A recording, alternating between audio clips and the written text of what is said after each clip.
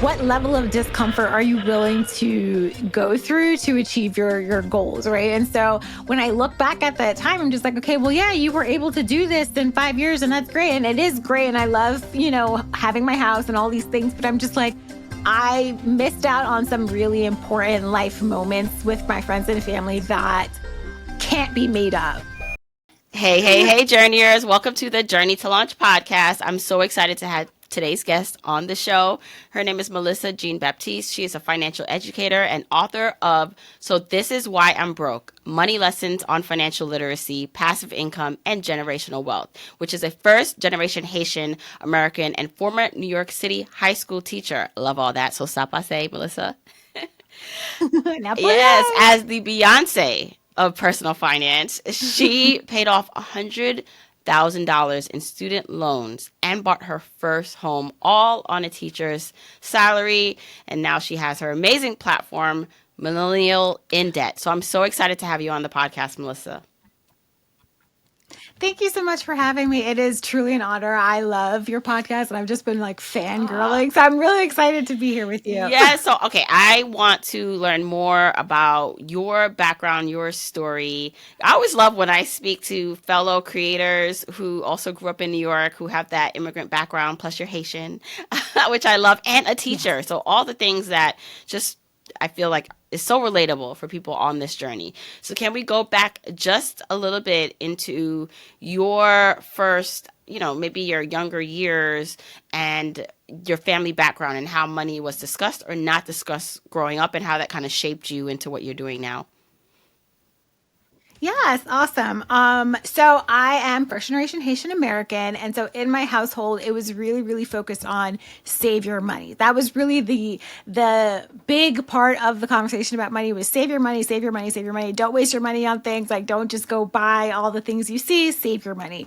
And so that's pretty much how I tried to approach money growing up, and I never really saw money as a tool, which is now what I look at it now. I really just saw it as I work, I make money, I'll save some money, and then I'm going to spend the rest. That's just how money felt to me growing up. And so I graduated from college, I became a teacher, and at 25 years old, I was like, well, the next adult thing to do is to buy a house. And so in New York, I went to a realtor, and he was just like, well, your debt to income ratio is really high and you're not going to be approved for a very large mortgage. And so I was approved for 100,000, which in New York, you're not getting anything with $100,000, alone. So he gave me the advice to call my loan provider and really discuss strategies with them on bringing down my student loan debt so that I would have a better opportunity to get a bigger mortgage. And so I made this call to Sally Mae, and I'm speaking to her, and she's just like, "Oh, I see your balance is $80,000," and that shocked me for so many reasons because I did not borrow $80,000. I borrowed $50,000, and I never missed a payment. I was paying back my student loan since 2010. So in 2013, I was really confused as to why my balance went up when I never missed a payment. I didn't know what debt to income ratio was. I didn't know anything. And so she sat me down essentially, or I sat down crying, and she explained that I was on an interest only payment plan. And I was just like, I don't even know what that is. All I know is when they sent me the letter to pick, the different payment plans, I picked the lowest one because there was no way on my teacher salary I could afford to pay $1,100 a month to my student loans and then live and do anything else. And so she was just like, yeah, on this payment plan, you'll be paying back your loans for the next 30 years. And I was just like, I don't want to live with my parents for 30 years. Like that just doesn't feel like a success. That feels like I failed in doing all the things I'm supposed to do as the eldest daughter, as the first generation, to go to college and do all these things. And so that's when I really sat down with myself and my numbers and, overcame the shame and the sadness and the confusion to really understand what my debt looked like, what my net worth was, and what are the things I could do in order to pay this debt down more aggressively so that I could move out of my parents' house, buy my first home, and really start living the adult life, as I knew and saw it. So when you went to college, did you always want to be a teacher? Was that the goal? No, okay. No. I love having that conversation because it's so funny that my counselor at the time, I wanted to be a Mm. psychologist. And then I took that my first psychology class and it was so boring. I was just like, no, I don't want to do that. And so I went to her and she's like, okay, well, what do you like? What are you interested in? And I really loved English. I loved writing. That was my passion. And she was just like, well, English majors don't make any money. So you should double major and become a teacher, like go into education. And I'm just like, teachers make a lot of money, but I think what she was trying to do was guide me more towards like safety, whereas, just being an English major or trying to go into journalism was seen as more difficult or not a strategy to land a job. So I was just like, okay, I guess I'll do that. And I kind of just like walked into the education field as a way that I could still be an English major and have some sort of security when I graduated from So college. what grades did you teach? And you taught English, I'm assuming. Yes, I taught English and I taught high Mm. school for 11 years. So majority was ninth and 11th grade. And towards the tail end of my teaching career, I taught 12th grade advanced Okay, literature. all right. I love that. So you said you graduated with some loans. Did you go to private or state or city school? I went to a private college, and I think that's such an important Yeah. conversation in itself because I didn't look at state schools as an option, right? I applied to a few, but I went to a private high school and it was really just made to seem like you have to go to a Mm. private university. Those are the good schools. That's really where you want to end up. And as I got older and definitely when I became a teacher and was helping students make decisions on where to, go to school and apply, it was just like my colleagues, the people I'm teaching side by side, went to state schools, have little to no debt, and we're making the same amount of money, Right. and we're teaching in the same school. Well, and it's, I mean, obviously hindsight, you know more. And, at that age, Yeah. when we were younger, it's just like, there's just like, sometimes we're on this track that we want to stay on or are blind, just have our Yeah. blinders on about other options. Were you going through, I heard you just say you went to a private high school. Were you like going through the prep for prep program or did you, yeah, Yeah, so I went to a Catholic high Catholic? school Okay. and I took all the prepping, all Okay. the, like do this, apply to that. And so it was just one I track should have known it focus. was Catholic just because you're Haitian, your family's Haitian, and so it would have Right? said that. Okay, I Exactly. love that. All That's right, just trying to get a sense of a your good background, your call. education background, and as I know that just for immigrant families, like education is super important. So that seems like it was definitely Yeah. instilled in you. And so you graduate, you become a teacher, but at the same time, it's looking like you're understanding now your finances and the lack of knowledge and Right. knowing kind of loans you signed up for, what that was doing for you. So can you talk Mhm. about your teaching years and earning the money you were making, plus now learning Right. that you weren't even paying down your loan and how you made changes to Right. get that loan paid off? Yeah, so at 25 years old, like I said, I went to the realtor. He dashed all my dreams. I could not be a homeowner currently. And I really saw when I looked at my numbers that I had a giant gap. So essentially, I was making enough money to pay for my cost, my living, but I didn't earn enough to pay down the debt aggressively where it was actually going to hit the principal. And so that's when I discovered side hustling.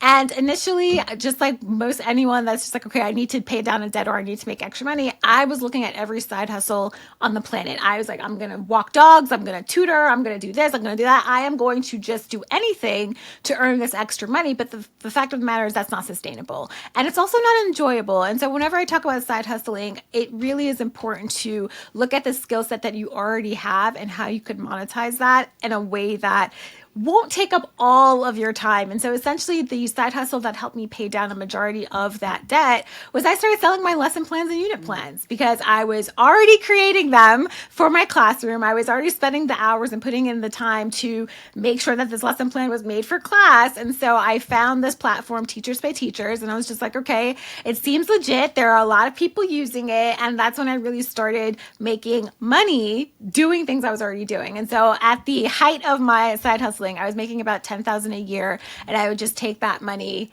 and put it directly towards the principal. Every year I had a little sinking fund and I was like, we're focusing on this loan. Next year we're going to focus on this loan. But that was my main side hustle ultimately. And it took me a while to get there, but it was absolutely my favorite. And it still earns me some money now. So it's turned into like passive income over All the right, you hear that, years. teachers pay teachers. Look that up. You probably have great lesson plans Yes. that other teachers will pay for, and you can make some money from.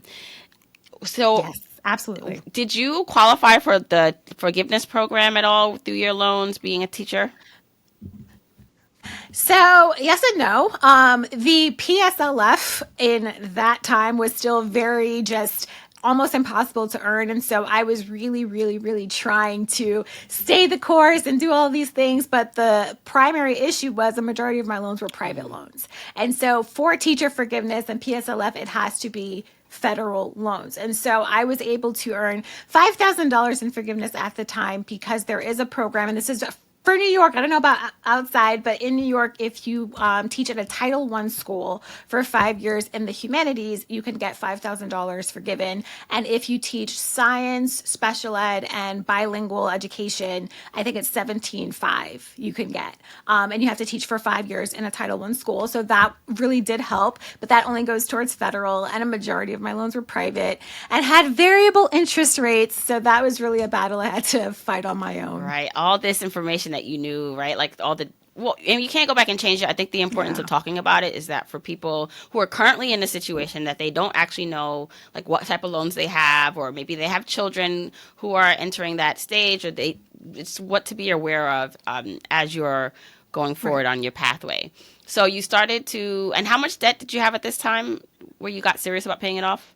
So 80,000. So I had borrowed 50,000 for school and a mix of private, mostly private and some federal. And then by 2013, I was up to $80,000 in loans. Okay. So it sounds like you started paying that off aggressively. How long did it take you to pay that off? So I made my final loan payment in 2018 at December 2018. And when I made that final payment, all totaled up, I paid back $102,000. So double what I borrowed, but it didn't take me 30 years. So it's like, we had some pros and some cons, but I was so happy to be And done. that was mostly from like the 10,000, like having that extra income from teachers pay income. And then I'm assuming just like were you putting extra money monthly also towards those loans?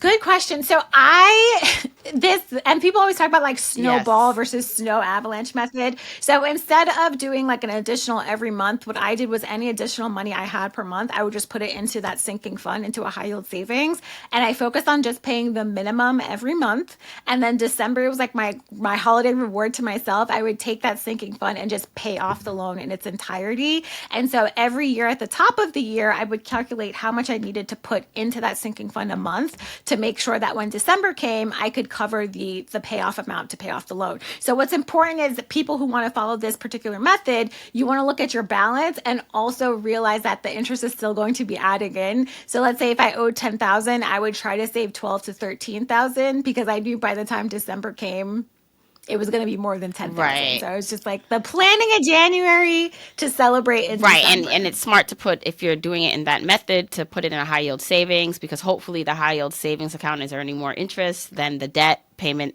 interest, where you can kind of hedge off some of that interest payment. Right. So that's smart. So, okay, as a teacher, going back to being a teacher, what are some of the things that you did, because you had the salary that you were making. Can you talk about like how you manage your money at that point, what you saw other teachers doing? Because what I noticed just from, looking at like my husband is that if you know what to do, like you start early as a teacher, like you over time, like you can do very well. So, you get all your certifications, you make a top of your salary range, and then, make sure you're contributing to your TDA and your retirement account. Like you're doing all those things, but sometimes like teachers don't know to do that. So like, what was the environment in which you were in when you started to think about your money more, and how was that dealing with the teachers around you? Yes. So I was so very fortunate. And I talk to her still, even to this day, that I had an amazing work mom when I started at a specific school in Brooklyn in 2011. And I knew nothing about investing. I knew nothing about management. So this was even before I started focusing on paying down my debt. And so she sat down with me and she was just like, okay, you need to sign up for a 403B, which in teacher world in New York is a TDA. And I was like, no, I don't want to do that. And she's like, no, you have to. I'm just like, no, I want to keep Yes. all my money to myself. And so she really sat me down. She's like, okay, well, we're going to start with 3%. And she's just like, it's going to, be taken out of your check pre-tax. And she's just walking me through all these steps. And she's like, this is really what's going to set you up for success when you're ready to retire. And I really wasn't trying to hear it, but I didn't want her to continuously keep talking about it. So that day she got me to sign up for the TDA, the 403B, and I contributed $121 a check from 2011. And every time I got a raise at my job, she was just like, okay, we're going to increase that contribution by 1 to 2%. And I'm just like, but I'm not going to feel the raise. And she's just like, you won't miss it. She's like, because you're already managing your life with the money you're making. She's like, any additional money you really, really, really want to put towards this TDA. And I'm so thankful for that, because today I've achieved Coastfire, which means that when I'm ready to retire traditional, I will have the amount of money I need, even if I stop investing today. So she really helped me build that security on a teacher's salary without having to think about it, without having to do too many, extra steps, just by starting that TDA. And so that's really one important thing. If you are a teacher, you do have access to that 403B. It's so important to just start, even if it's 1% contribution, because it grows over time and it really will have an impact on your future that you can't really imagine right now in your present day. Right. One of the other amazing things when I first started my journey that I learned about teachers and some city workers or state workers is that you have access also additionally to a 457 plan through your state. So if you are able to contribute a maximum to your 403B or TDA plan, and you also have more money to invest, you can also contribute to another pre-tax retirement plan like a 457 that's separate. And so that's more money that you're shielding from taxes that you can put towards your financial independence goal. And with your 457 plan, if you separate from that employer, so you're not working at the school or state anymore, you can take that money with you or take it out. So obviously there's more to it, but I just want to mention that, drop a breadcrumb for anybody listening who wants to look into that further. Now, for your journey at this point, talk about money management. So, I don't know how much you were earning at that point, but I know you were paying off your debt. Looks like you also, were you saving for still a house at this time? So dual goals, or you put, So initially in the first 2 years, I was saving really just to pay down that debt. And when I paid off those two, really the largest loans, so the ones that were taking the most from my monthly salary, I was able to now start to do a double goal of, okay, this money is being saved for paying down the debts. And then this money that I'm saving, because I no longer have these debts, is going to go towards paying for the home. But I really had to focus those first 2 years on just saving for my student loans. And then I was able to multitask. And so that's why I always say, people are like, should I pay down debt? Should I invest? Should I do this? You want to do the split when you can, right? So you focus on one at a time until you have that additional income, or until you're side hustling enough to split that income into multiple goals. If not, it is really okay to focus on one at a time, right? So personal finance is so personal that sometimes the generic, do this only, doesn't always align. So that's what worked for me. But you really want to sit down and see, well, how does my money look? So that money management really was focused on saving just for loans, and then saving for loans in my house. I mean, you're talking about reaching and doing good things on the saving and investing side, but I often hear from people, and I want people to understand, did it take some sacrifice or some holding back from spending on the other side? What was that really like? Because I know people are listening well, I can't do that. And there's some legitimate reasons why they can't, right? Like obligations and family, but there are some people who it might take some sacrifice that they're not thinking about or don't want to do. So what did you have to sacrifice on the expenses side to be able to do what you did? That is such a very thoughtful question. So when I first started this money management and focusing on doing these things, I focused on the 50-30-20 budget. I no longer use that one now, but that's where I started. And so that type of budget really is on paying for your needs and then saving, and it doesn't really incorporate investing or too much else. And so because my focus was just on one thing, that's what I did. And I pretty much cut out all unnecessary expenses. I don't suggest that holistically now, right? Because it was really difficult. I was very depressed. I was mostly navigating out of fear and shame. And that's not really how I like to approach navigating money now. Will you have to make sacrifices and change your spending habits? Yes, but it doesn't have to be all or nothing, right? So now I use more of a zero-based budget, and I definitely incorporate self-care so I can spend on things that I like in moderation or within a specific parameters. So I'll say, okay, I'm going to give myself $200 this month to spend on things I like, or I'm going to give myself $100 this month to spend on things I like. So I still get enjoyment out of my money, and I'm still hitting my savings goals and my investing goals while doing, fun things. So when I was younger, I cut out things like brunch. I was not going to celebrate birthday dinners. I was not buying gifts for anybody. And I was ashamed of that. I was embarrassed to not be able to buy my mom a birthday gift. But at the time, that sacrifice felt like that was the only way for me to hit my goals. So now it's a little different. Okay. And I think that's it's a conversation to be had about the intensity at which you need to go all in certain things, because I get it. It's like one of those things where I often think about like Michael Jackson and like Joe Jackson, or just like people who raised superstars and the sacrifice they had to do, and like he had no childhood, but then he produced like one of the greatest talents. Or just look at anyone where you're looking at someone who go all in, and you're like, what was it worth it? Like for the human, like. And I'm bringing that only up because sometimes we talk about like the sacrifices we make, and we're like, oh, like now where I am now, I wouldn't do it. But it's like, is it because you like don't have to do it anymore? And then there are people who are in like the earlier stages of their journey, like in debt, want to desperately get out of it. And it's not that, and I'm not an advocate for total deprivation and being miserable, but it does sometimes feel like, depending on where you are in your journey, if you listen to this and like you're really in debt, but then you hear, but you don't have to like go too hard because you need a balance, then knowing that and kind of like letting yourself off the hook a bit doesn't allow you to be as intense and keeps you stuck more in debt, versus like what you did allowed you to get to where you are. But if you didn't do that, it could have took longer, which is fine because there is a balance. But I always find that that's such an interesting conversation to have, because then people who want to get out of debt faster are having a harder time because they're like, well, I don't want to be miserable. Like I don't want to be too uncomfortable, when I think that's part of it though, is to kind of be uncomfortable. Yeah, I love this conversation because it's what level of discomfort are you willing to go through to achieve your goals, right? And so when I look back at that time, I'm just like, okay, well, yeah, you were able to do this in 5 years, and that's great. And it is great. And I love, having my house and all these things, but I'm just like, I missed out on some really important life moments with my friends and family that can't be made up and can't, recreate. And so that's why I'm often just like, I wish I would have found some sort of balance where I still would have been able to be in the similar timeline, if not 5 years, maybe 6 years, but still go and celebrate like, my friend's birthday or something like that. So it's an interesting conversation, but I'm in the same boat. It's just like, it's hard to decide. Right. It's hard to go back and think, if you didn't do that, then your journey would look different, but that's okay. So now you are, you're paying off debt, your student loans, you're saving up for the house. What did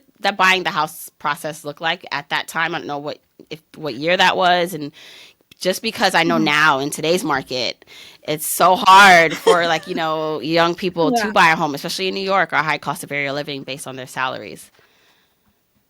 Yes. So I, again, first generation American, first person in my household to buy a house.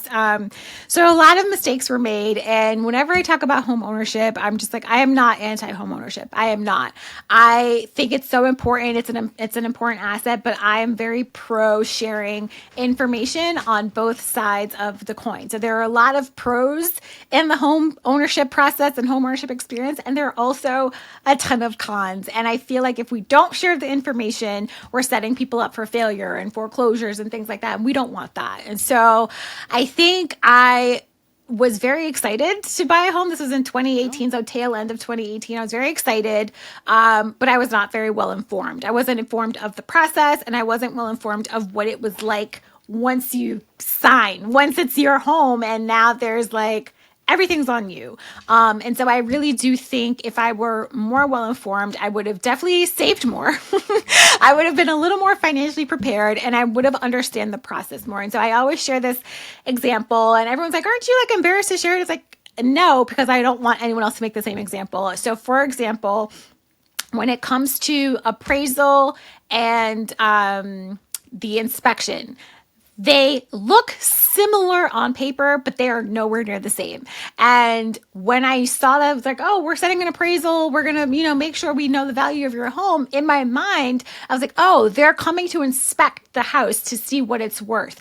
Not understanding that an inspection is actually coming to like check the infrastructure, check the pipes, make sure everything is working as it should, or give you a gauge on, when this roof might collapse or when the heating might go bad. And so I didn't know that. And so my first year of home ownership, I spent over $20,000 doing renovations that I probably would not have had to do if I had hired my own inspector to check all of these things out. And so the appraisal is for the bank, because the bank wants to know that they're making the right decision, giving you money. And so I didn't understand that. And so that's what I mean when more information about home ownership really needs to be discussed on all sides. Not to scare people off, but so people know oh, I'm going to save that $500 so I can hire an inspector. I'm going to save that $350 so I can get, because to apply for a mortgage is not free. Right. I thought it was free. There's so many application fees and things that I didn't know existed. So I want people to know so that they can feel financially secure when they're going through the entire process. So that's my spiel on home ownership and the process that I went through. So can you take us on the timeline a bit? So you paid off your debt in 5 years, it sounds like. And then where in the timeline did you buy a home? Was it after that 5-year mark or? So I was a little ridiculous, but amazing, I guess. So I paid off my final student loan in December of 2018, and I closed on my house in January 2019. So I was in the process of purchasing my home as I was getting ready to make my final loan payment. So it was like madness all around. Yes. Definitely big first gen energy and powering through that you're giving. So talk about your career at this point. So you're still a teacher, but you also tell me when you started your platform and how your career has transitioned now.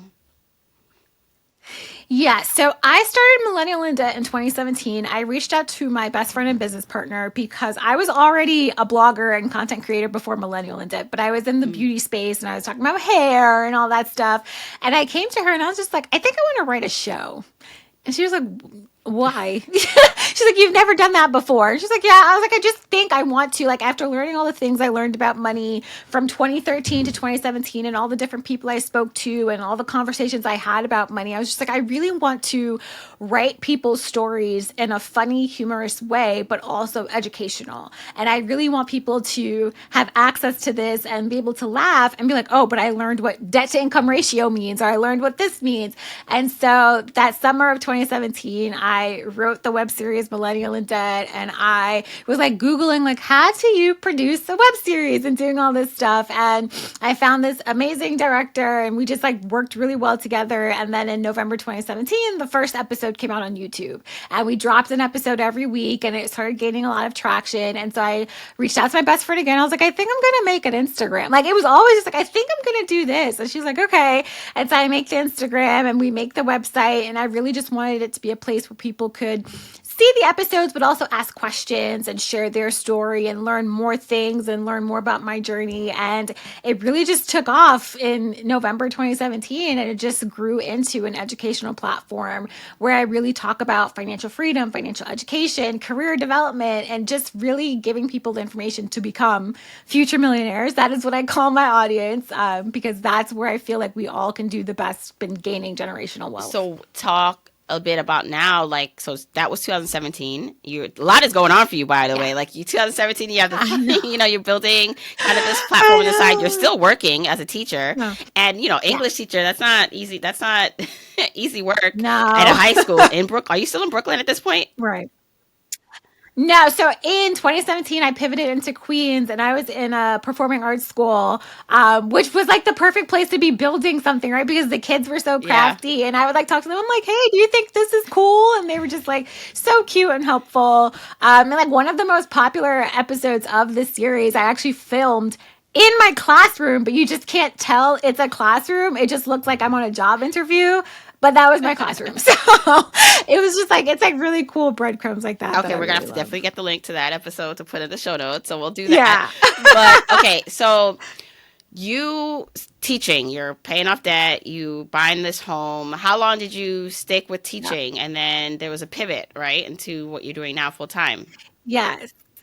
Yeah. So in 2021, towards the end of the school year, I really wanted to kind of jump ship, if we say that, but pivot really into my zone of genius because I really loved teaching and I was really good at it, but it felt almost like I wasn't growing and I wasn't learning. I was just like, oh, I could kind of, if I wanted to teach the same thing for the next 15 years and retire and be fine, but that really wouldn't be pushing what I thought I could do or what I wanted to do or what I wanted to try to do. And so in September of 2021, I pivoted into the tech industry, a complete pivot. I went into the marketing sector of a tech company, a fintech company. So I was still in the finance world and still kind of teaching a little bit with like content and things like that. But it was definitely a pivot out of the education world. And then in November of 2022, I was laid off and I was just like, maybe I'll try,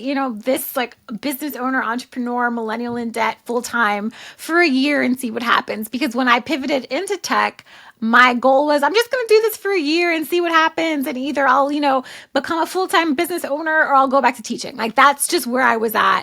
And so the layoff kind of forced me right back into the, business owner world. And so I have been working for myself and millennial in debt since November I mean, I 2022. love that, but I need to go back to the decision to walk away from your Yeah. teaching job because, there's Yeah. that security, the pension, just like Yeah. what, how did you come to that decision? Because I know a lot of, not just teachers, but people who have safe jobs who are just like, I can't give this up because it's just too Yeah. good to give up.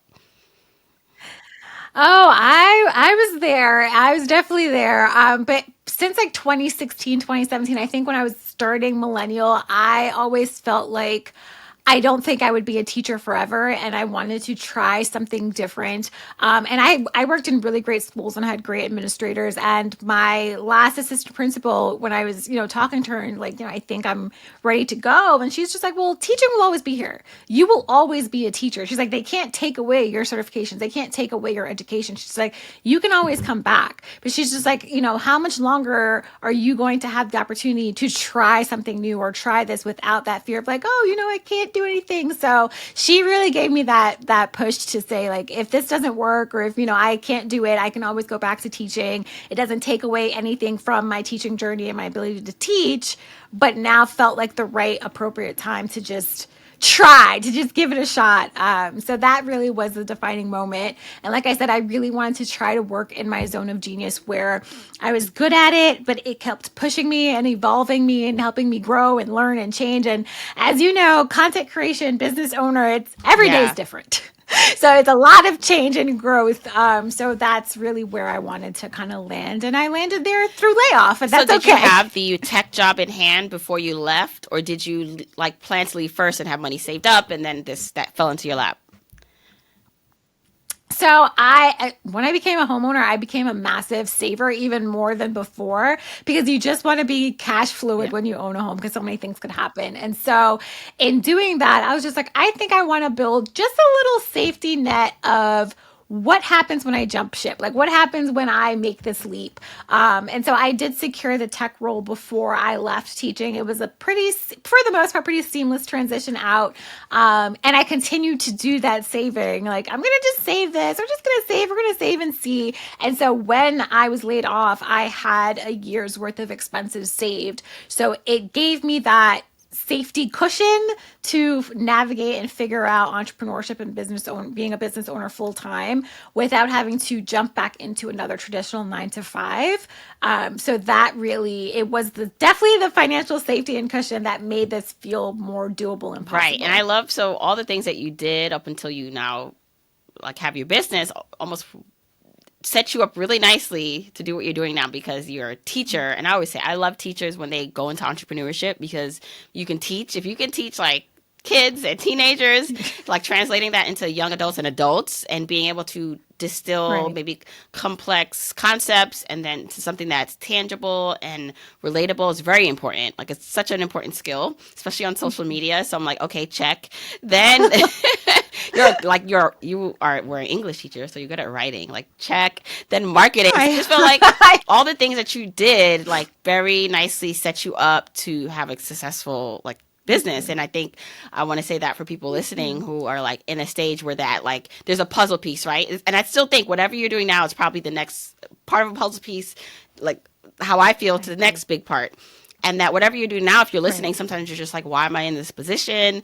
But it's like part of the puzzle piece to allow you to put it together to use as a tool for your next thing. So stay at it. For sure. For sure. I agree. So now you are full-time in your business. You're helping people also reach their financial goals. Talk to me a bit about, just for you, the difference between you still managing your finances as for your personal wealth, and then now running a business and being financially responsible for that. Because I know that that's different. Like, just because you're doing well personally, financially, doesn't mean like it translates to like the business in terms of running that. And how maybe as a saver, because I find this with a lot of personal finance creators, is that because you're so astute and such a saver, that like in a business, yes, you should be smart and save, but you also have to spend, right? And invest in your business to to grow. So how has that impacted you? Ooh, a word.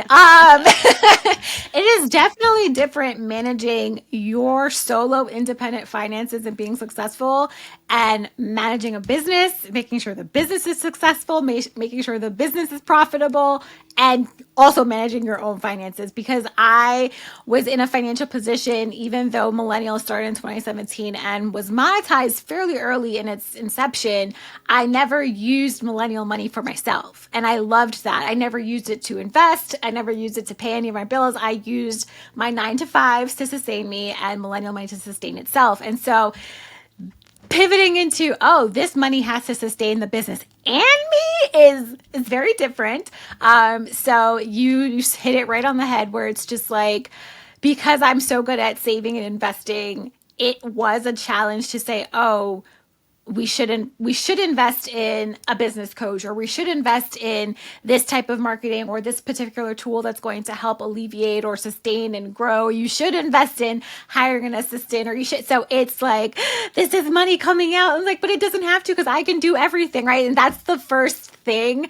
Like, if you're like, I've been working and having a side hustle business, and then it becomes full-time business, you think and you want to do everything so you can save money, and you're really hurting yourself in the business in doing that, because you won't sleep and you won't grow the way you want to. So it definitely has been a challenge, but I find that in the same way where I was able to save, like, okay, this is 1 year of, money to sustain myself. I've done similar with the business, where this is X amount of dollars to sustain the business and X amount of dollars to sustain me. And then we move forward in taking those risks and making those movements and doing those things to make sure the money still grows. But we know, like, hey, I like to call it the runway. Like, hey, we have this amount of runway for spending. So we want to make sure we're hitting these income targets so that the runway keeps extending. So that's been how it's worked best for me. And this year I finally, because I was doing my own bookkeeping.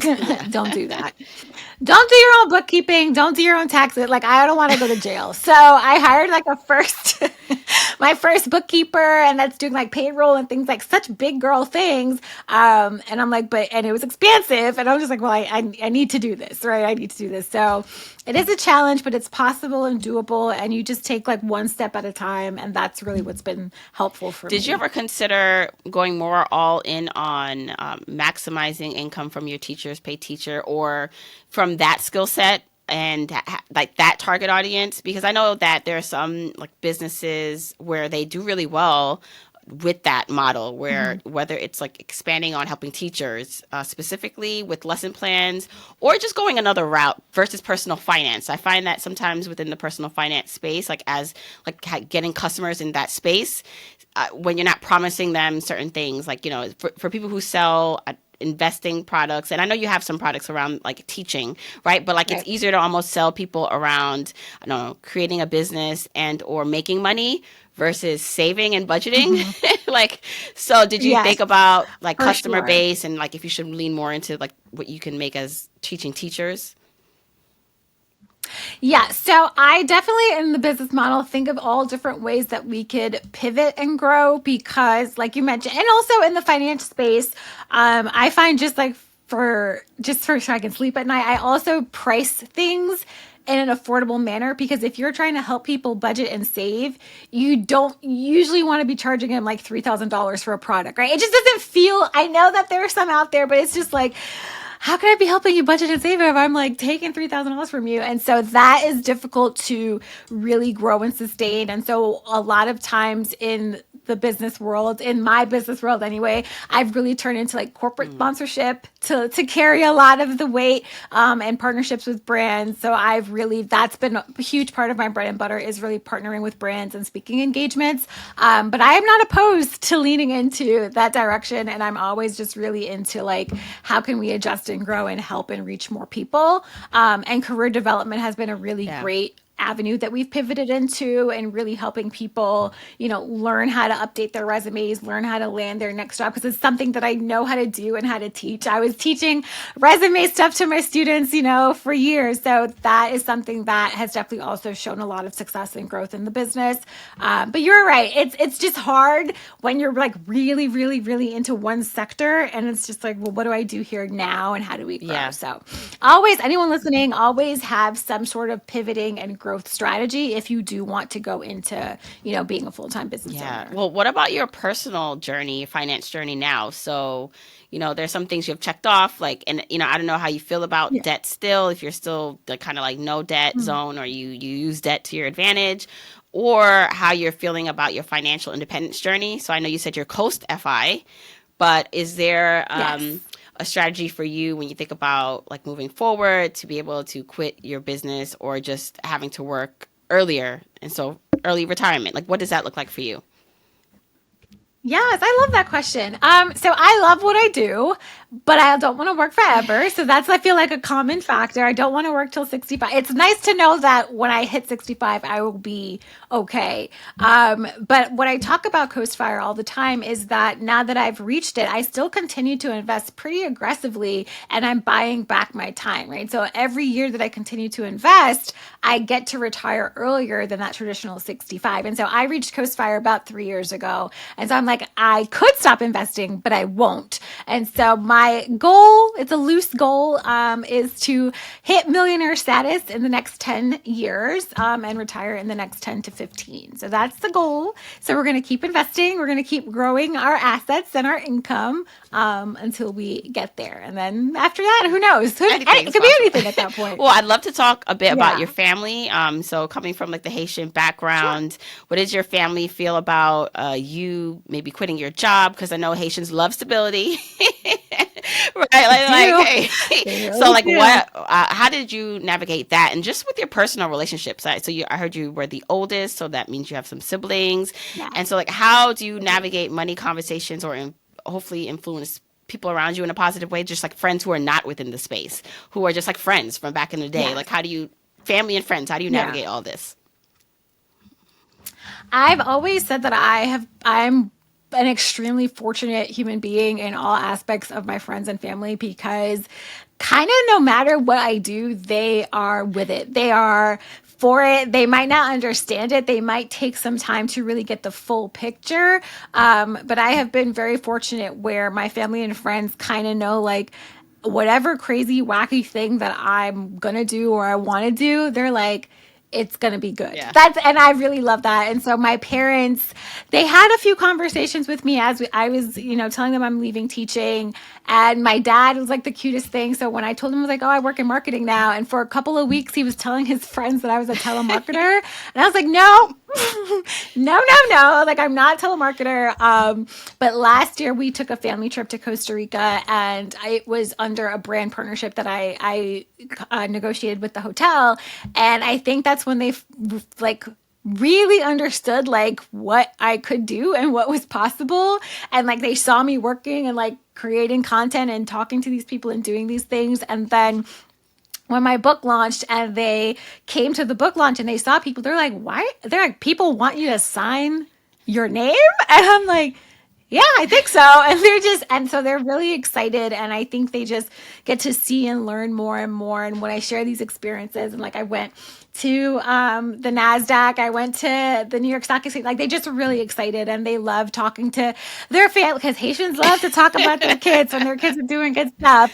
So even when they're confused, they ask questions, but they're really just there to support. And my friends who are not in this space, I love really that, like, they'll kind of check in with me like, hey, I just opened a 401k. Like, you want to like talk to me, help me set up this. Even my partner who just got a new job, he's just like, oh, like I have this option and this, and we want to talk about it. And it's just like really nice that they come in and just check or have me look over things. So it's really been a great process. And the more I grow, I'm able to help support them. And so I helped my dad open his first Roth IRA at 62. Oh, that's awesome. Right. And so it's like, it's never too late. And he's always just like, can you check and see if it's grown? And I'm like, okay, yes. I was like, long term, Dad. But he's like, he always wants to see like, oh, he's like, I invested in this. Did it grow? So I'm really just I'm glad that they're always open and just happy to have their support. I think that having, family that supports you and trust you, like it's such an asset. It's such a privilege, that helps people who, want to make different decisions, or just like that confidence level that you get. I always say, like, I feel like the confidence that I have where,